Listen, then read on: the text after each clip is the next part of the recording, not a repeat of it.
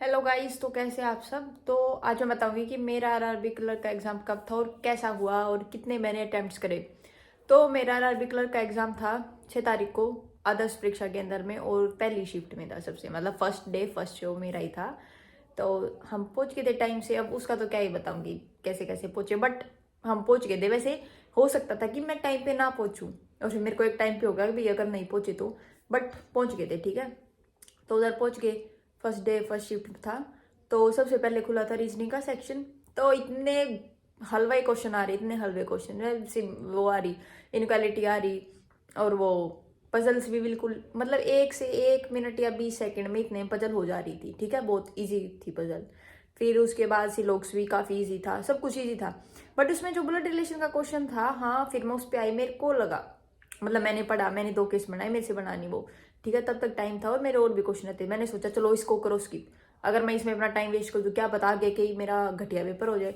तो मैंने उसको स्किप किया। फिर बाकी के पजल वगैरह और वो कौन सा ऑर्डर रैंकिंग वाले सारे क्वेश्चन कर दिए मैंने। मतलब पूरा हो गया। मेरे ब्लड रिलेशन के 3 क्वेश्चन रहते थे, टाइम भी काफी रहता। तो उसके बाद मैंने 2 केस और बनाए, जिसमें से सिर्फ मेरे 3 क्वेश्चन रहते थे ब्लड रिलेशन के। मैं पूरा पेपर कर चुकी थी, सारी पजल, सारी इनक्वालिटी, सारे सिलोग्स, सब कुछ, ऑर्डर रैंकिंग, सब कुछ कर दिया था मैंने।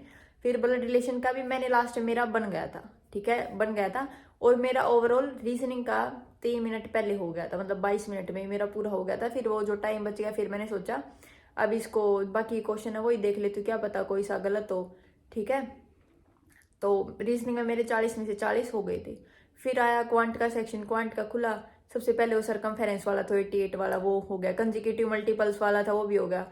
और कौन सा था, और एक और था, ध्यान नहीं अभी, पर था एक और कौन सा क्वेश्चन था। फिर उसके बाद मैंने करी सिंप्लीफिकेशन। सिंप्लीफिकेशन भी होगी, बट वो एक सिंप्लीफिकेशन का क्वेश्चन मेरे को समझ में नहीं आया। वो मैंने 2-3 बार किया, मेरे से उसका आंसर नहीं आया। या तो वो क्वेश्चन ही गलत था, या फिर मतलब मेरा 5 ऑप्शंस में से कुछ मैच ही नहीं हो रहा जो मेरा आ रहा था। फिर मैंने उसको भी स्किप किया। फिर मैंने देखी रोंग नंबर सीरीज, मैं कहा चलो इसको करती हूँ। रोंग नंबर सीरीज भी ठीक हो जा रही थी, बट एक ऐसी आई जिसमें ना वो प्राइम नंबर था, वो -3 + 5 3 5 7 11 17 13 ऐसा कुछ था, इस टाइप से प्राइम नंबर। फिर मैं देख रही, मेरे को तो इसमें कुछ गलत ही नहीं मिल रहा। मेरे को तो उसमें कुछ गलत मिला ही नहीं, मैंने 2 बार चेक किया। फिर मैंने सोचा इसको भी स्किप किया। फिर एक और आई अगली, फिर उसमें मेरे को मतलब वो नहीं पता चला कि कौन सा है, कौन सा मेथड लगेगा उसमें, कौन सी ट्रिक, मतलब फिर मेरे को उसमें पता नहीं चला कि कौन सा पैटर्न लगेगा। फिर वो मैंने स्किप करी। उसके बाद आई मैंने सोचा चलो अब डीआई तो इजी, डीआई की दोनों डीआई थी, वो कार स्कूटर वाली थी और वो क्राफ्ट वाली थी, वो इजी थी, वो मैंने दोनों कर दी थी। फिर उसके बाद क्या, उसके बाद एक और, हाँ, उसके बाद सुनो तुम, उसके बाद क्या घटिया दिमाग चला मेरा उस टाइम, क्या घटिया, इतना घटिया तो मैं चाहूँ किसी का चले ही ना। पार्टनरशिप का इतना इजी क्वेश्चन, इतना इजी, मतलब मैं मॉक में पूरे पार्टनरशिप के तो सारे कर देती हूँ ऑलमोस्ट। तो फिर आया कि ए ने 2,000 लगाए, बी ने 1200, 6 महीने तक, अगले 6 महीने तक 600 और लगाए, और टोटल प्रॉफिट था 14,000। बी का निकालो। वो टोटल 1800 होना था अगले 6 महीने का, लेकिन मैंने लिखा 600 ही। मेरी अक्ल, लिखा मैंने 600 ही। मैंने काट पीट के रेशो वेशो निकाली, मेरे से आंसर ही नहीं आ रहा। मतलब मेरा कट ही नहीं रहा। मैं देख रही कितने पे कटेगा, कितने पे।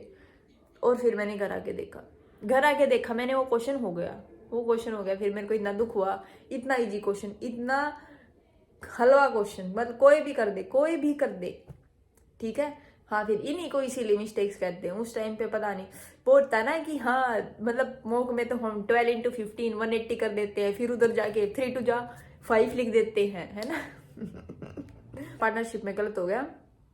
एक वो परसेंटेज वाला क्वेश्चन था, फिर उसमें मेरी 10 सेकंड ही रहेगी, वो भी कर देती मैं। एक एजिस का क्वेश्चन था, वो भी होने थे। अगर मैं इनमें ना अटकती, मेरे बिल्कुल आराम से 75 क्वेश्चन या 76 होने थे, नो डाउट। मैंने SICI और प्रॉफिट लॉस का चैप्टर छोड़ रखा है, चलो उनको मैं वैसे भी काउंट नहीं कर रही, बट और क्वेश्चन तो मेरे होने ही चाहिए थे। तो फिर मुझे बाद में काफ़ी दुख हुआ कि इतना ईजी पेपर था, इतने ईजी क्वेश्चन थे, मेरे से नहीं हुए। तो टोटल मेरे फिर रीजनिंग में हुए 40 में से 40, जो मैंने 3 मिनट पहले कर दिया था। और क्वांट में मेरे हुए हैं 40 में से 30। नहीं तो मेरे 75 होने थे। अगर 75 हो जाते ना, फिर एक झूठी उम्मीद होती कि यार हो जाएगा हो जाएगा। अब हुए ही 70 हैं, तो शायद ना भी हो। अब बाकी नॉर्मलाइजेशन भी होगा, जिसकी जी शिफ्ट आती है उसके थोड़े बहुत कट भी जाएंगे, और थोड़ा बहुत उनका बढ़ भी जाएगा। अब देखते क्या होगा। अब आगे का क्या प्लान, आगे का प्लान क्या है पता नहीं, लेकिन सोचूंगी क्या प्लान है। अभी तो मेरे कॉलेज के एग्जाम्स चल रहे हैं, अभी उनका देखूंगी। और आप लोग भी बताना, अब साल के सारे पेपर ख़त्म हो गया, अब आपका आगे का क्या प्लान है। ठीक है, बाय।